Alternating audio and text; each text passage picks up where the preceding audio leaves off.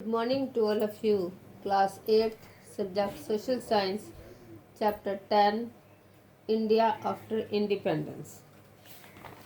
Dear students, a constitution is written. इसके बारे में हमने कल पढ़ा था, लेकिन उसका बाकी भाग रह गया था।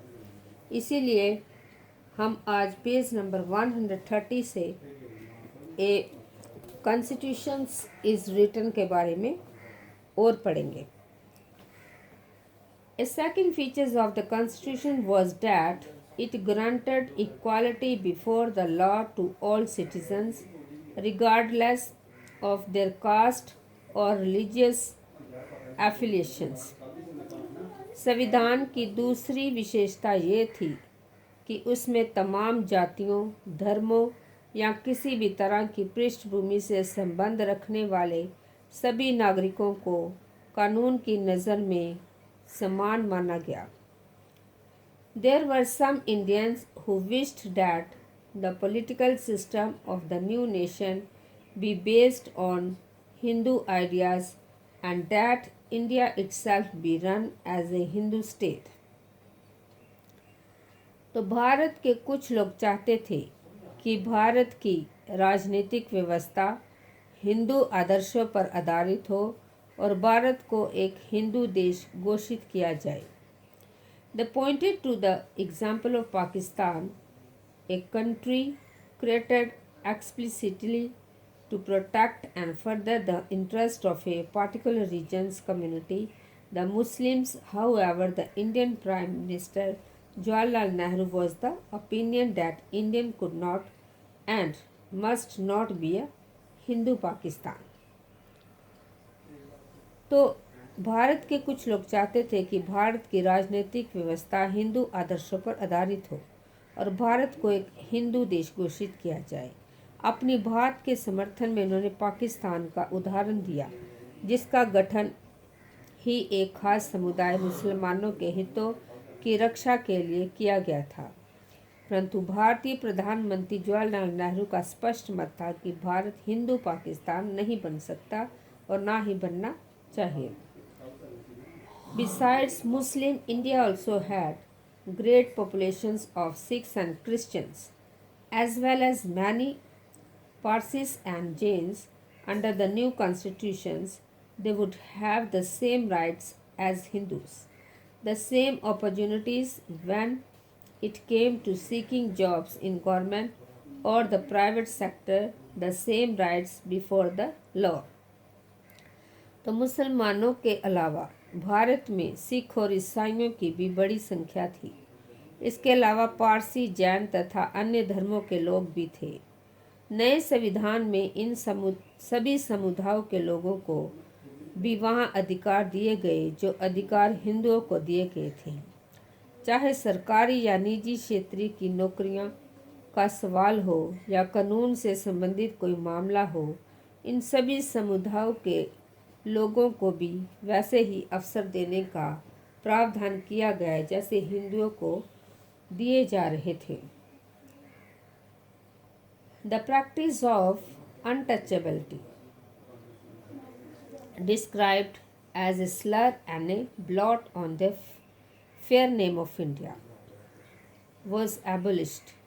Hindu temples previously open to only the higher castes were thrown open to all, including the former untouchabilities.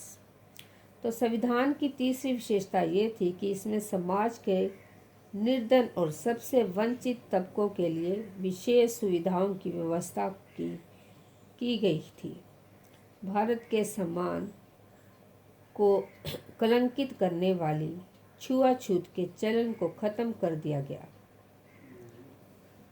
After a long debate, the constitute assembly also recommended that a certain percentage of seats in legislatures as well as job in government be observed for members of the lowest caste. It had been argued by some that untouchable, or as they were now known, Harijan candidates did not have good enough grades to get into the prestigious Indian administration service. अब वह भी जिन्हें अब तक अछूत माना जाता था, अब वह भी मंदिरों में जा सकते थे। एक लंबी बहस के बाद संविधान सभा ने यह भी तय किया कि विधायिका की कुछ सीटें और सरकारी नौकरियों में कुछ हिस्सा निचली जातियों के सदस्यों के लिए आरक्षित किया जाए। कुछ लोगों की दलील थी कि अछूत, जिन्हें उस समय हरिजन कहा जाता था, उम्मीदवारों के पास इतने अंक या शैक्षणिक योग्यता नहीं होती कि वे भारतीय प्रशासनिक सेवा जैसी प्रतिष्ठित नौकरियों में जा सकें। But as one member of the Constitution Assembly, H.J. Khandekar argued, it was the upper caste who were responsible for the Harijans being unfit today. Addressing his more privileged colleagues, Khandekar said, "We were suppressed for thousands of years.